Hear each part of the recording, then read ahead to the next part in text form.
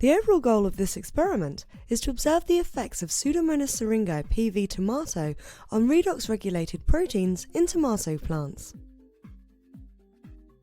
First, inoculate tomato plants with Pseudomonas syringae PV tomato to induce pathogen infection and protein response. Proceed to stain with diaminobenzidine to observe changes in reactive oxygen species. Then, perform cysTMT labeling in order to examine redox-regulated cysteines in proteins.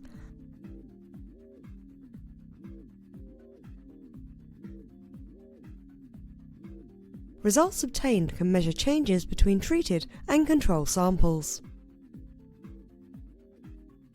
Hi, I'm Chen from Department of Biology and Proteomics Facility here at the University of Florida. The advantage of our cysTMT tagging over existing methods such as isotope-coded affinity tag, also known as ICAD, is the ability to multiplex when analyzing redox-responsive proteins on a large scale.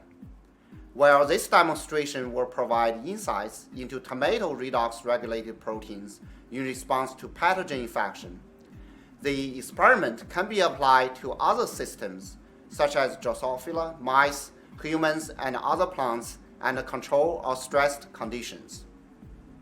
We first had the idea for this method after we observed marked variation between ICAD experiments because only 2 tags are available.